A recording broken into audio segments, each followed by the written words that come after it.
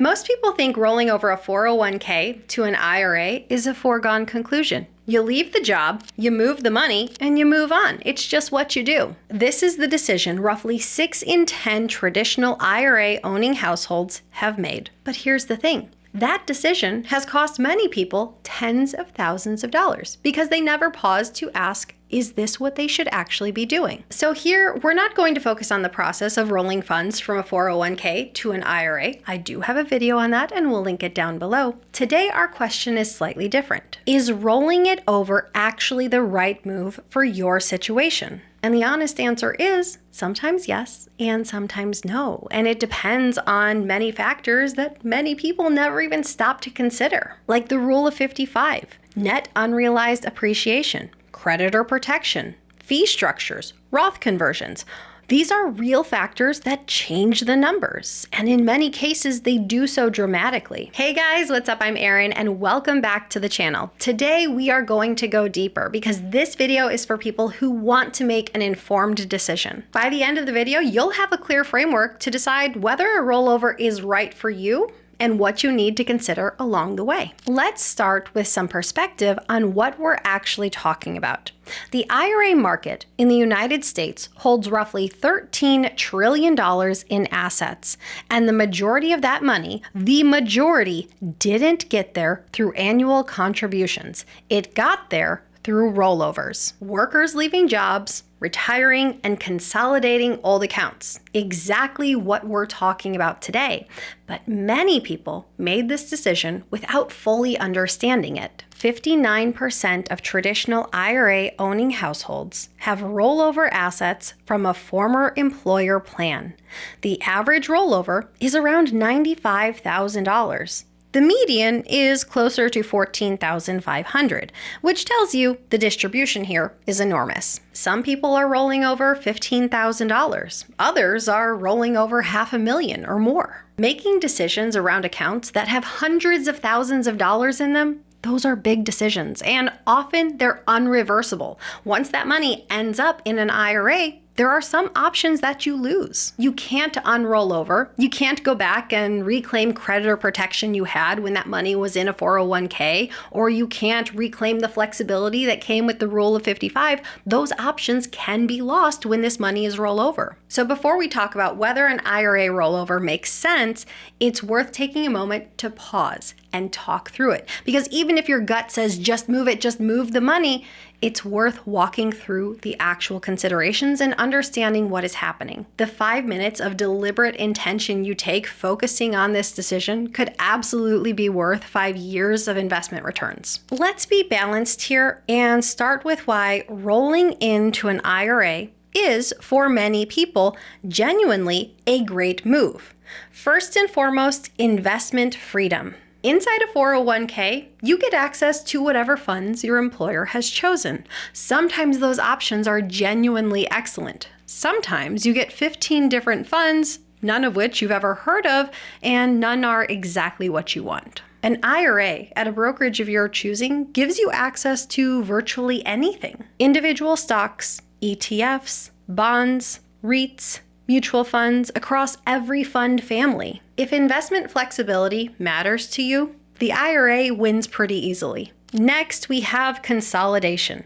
The average American changes jobs more than a dozen times over their career. That can easily mean a trail of old 401k accounts, some forgotten, some charging fees, some just genuinely being neglected. And rolling them all over into a single IRA makes it easy for you to manage. It makes it so you don't have forgotten accounts and honestly just simplifies your life. Then we have Roth conversion opportunities. One of the most powerful strategies in retirement planning is converting pre-tax money to a Roth IRA during low-income years, paying taxes now at a lower rate so your future withdrawals are tax-free. You generally can't execute a Roth conversion from a 401k sitting with a former employer, but rolling it over to an IRA does open this door. Then there's estate planning flexibility. IRAs often offer more flexibility for beneficiary designations and inherited account strategies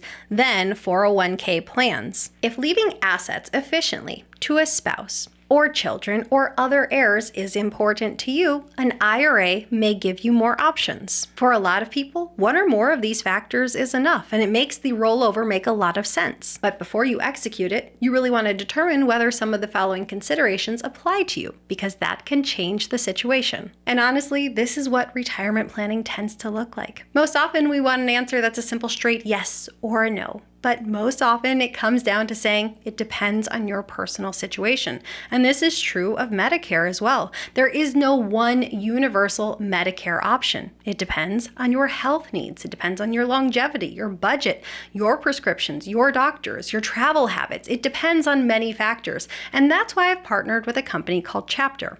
Chapter is a Medicare advisory service. They help retirees compare plans from many major insurance companies nationwide so they can make more informed Medicare decisions.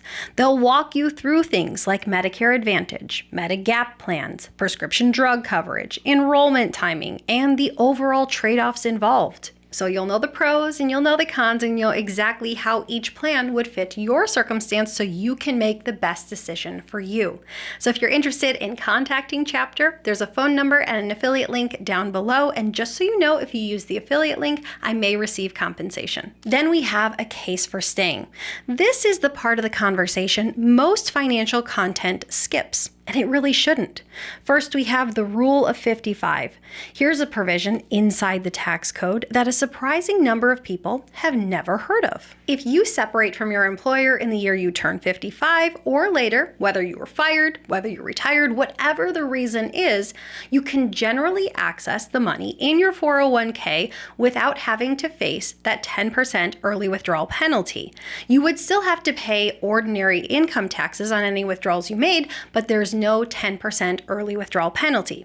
If you take this money and roll it over to an IRA, you lose this penalty-free early access. When money is in an IRA, there are early penalties in place until the age of 59 and a half, no matter what was the case for your employer's plan. I've intentionally seen people leave hundreds of thousands of dollars sitting in an old employer's 401k plan just to give themselves flexibility early on in retirement. That way, they preserve that option to access that money without any penalty, because once you move it over to the IRA, that door closes. Then we have creditor protection. ERISA qualified plans, which include most 401ks, have extraordinarily strong federal creditor protections.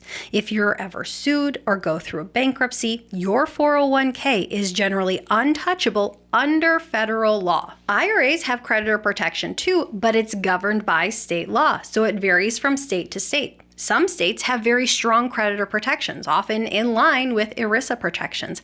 On the other hand, some states have more limited protection. It might have a certain dollar amount cap or limited to specific circumstances. So if you're a business owner, a physician, an attorney, a contractor, or anyone with meaningful liability exposure, this is a conversation worth having with a qualified attorney before you make any moves. Then we have fees. This could run counter to the conventional wisdom that IRAs always win on cost. Large employer 401ks with major corporations often give investors access to investments at institutional prices, which can be better than what you might otherwise receive as an individual investor in an IRA. We're talking index funds at 0.02% or 0.03% annually versus retail equivalents that might run 0.1% or more. Over a 20 or a 25-year retirement, that compounds, and maybe it's not enough to move the needle for you, but it is worth looking at the cost difference side by side so you know what you're moving from and what you're moving to. Then we have required minimum distributions. If you're still working at age 73 and your money is in your current employer's 401k, you can potentially delay required minimum distributions from that plan. IRAs on RMDs still begin at 73 regardless. And if you have money with a former 401k plan, you would also have to begin required minimum distributions on that account as well. So this really only applies to your current employer's 401k plan. But if you're trying to delay these RMDs, this is worth knowing. Also, we have the company stock question. I want to spend a few minutes on this one because it's genuinely one of the most underutilized strategies in all of retirement planning, and it exclusively impacts those who have company stock within their 401k. It's called Net Unrealized Appreciation, NUA, and if it applies to you, understanding it could save you an enormous amount in taxes. Here's how it works. Let's say you've accumulated shares of your employer's stock in your 401k over the years. You bought them or they were contributed at an average cost of, say, $40 per share. Today, they're worth $200 per share. That's $160 per share of growth that is unrealized appreciation. Now, if you roll these shares into your IRA along with everything else, here's what happens. Once you start taking draws from that account, everything that comes out is subject to taxes at your ordinary tax rates, at your marginal rates. But if you use the NUA strategy instead and you take those company shares as a lump sum in-kind distribution, meaning as shares, not as cash, you pay ordinary income tax on the original cost basis, and then when you sell those shares, even immediately, the appreciation is taxed at long-term capital gains rates, which for most people is 15%, sometimes 20%, sometimes 0%. The difference between paying a 32% ordinary income tax rate versus a 15% long-term capital gains rate could be enormous if you have several hundreds of thousands of dollars of accumulated shares here.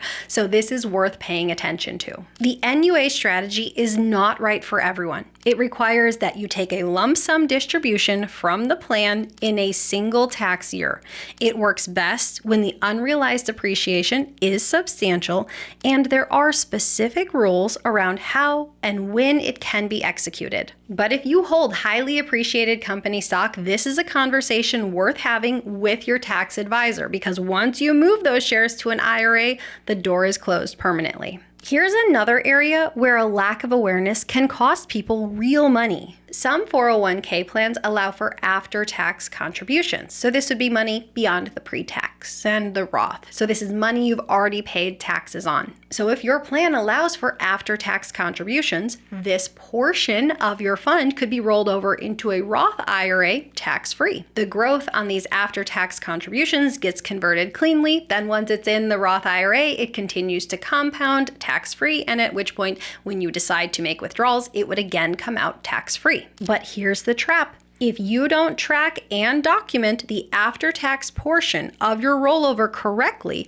specifically by reporting it on IRS Form 8606, you could end up paying taxes on that money a second time when you withdraw it. And the IRS is not going to come along and proactively say, hey, you made a mistake and it's in your favor here. When you begin taking withdrawals from a traditional IRA that has after-tax contributions, the IRS doesn't allow you to just take the after-tax money first. Withdrawals come out on a pro rata basis, part taxable, part not, based on the ratio of after-tax to total IRA assets. It's manageable if you track it, it's a mess if you don't. So before you execute any rollover, ask your plan administrator exactly how much of your balance is pre-tax, how much is Roth, and how much is after-tax. Then you can decide where each bucket goes. And if you figure this out beforehand, it can save you a massive tax headache later. There's one more consideration that catches people off guard, and I'd be doing you a disservice if I didn't mention it. Have you borrowed money from your 401k? If you have an outstanding loan balance at the time you leave your employer, that loan generally becomes due